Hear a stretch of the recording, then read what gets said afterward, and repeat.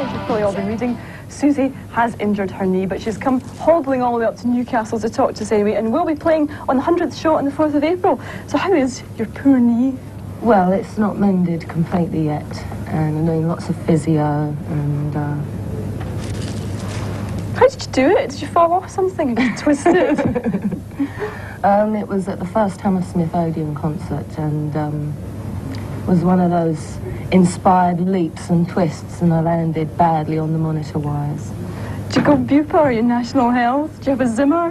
No, not Bupa. I'm not normally that accident prone.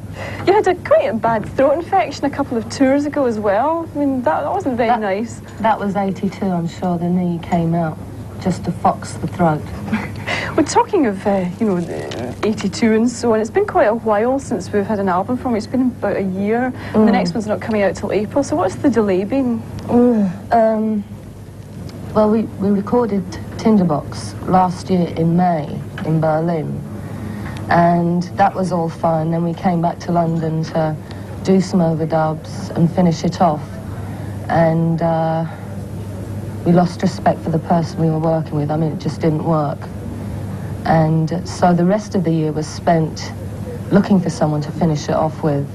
Meanwhile, the tour came up in October, and the knee came out. And it was in December we'd found someone to work with called Steve Churchard, and there's actually a vocal on the album done with my leg up, sitting down in a couch. Spot the vocal with the couch. Spot the physical injury. We're talking of best injuries. I know, I thought rather strangely, or perhaps not strangely, in the NME Readers polls, you featured in thousands of them, even though you seem to have been away for quite a while. People don't seem to forget, best female singer, best live act, best haircut. But do you find that strange? People are still, really desperate for Susie and the Banshees. I suppose it's, we don't oversaturate the media, so they can't get enough, maybe. What do you think of all this looking back that's happening now in the music pressure? 10 years of punk, which I hate it. I really do. Do you think it's really unhealthy? It's probably only happening because there's nothing to rave about at the moment. I mean, that's probably the only reason. I personally don't like reminiscing 10 years back. Because the age that you are now in your 20s, I mean, they're talking about you as if you're the Rolling Stones and you're ancient, but you're younger than Aha, for instance. Are we? I think so, yeah. I mean, do you not find that really odd? You've sort of been called the grandmother of punk or whatever. Have I? Maybe it's the stick. Do you think it's just that there's hardly any young bands about? Oh, there are lots, but maybe there's too many and it's just too spread too thin. And I suppose it is unusual for a group to last 10 years. I mean, people tend to last 2 or 3 years. They have their couple of chart successes and then they just fade away.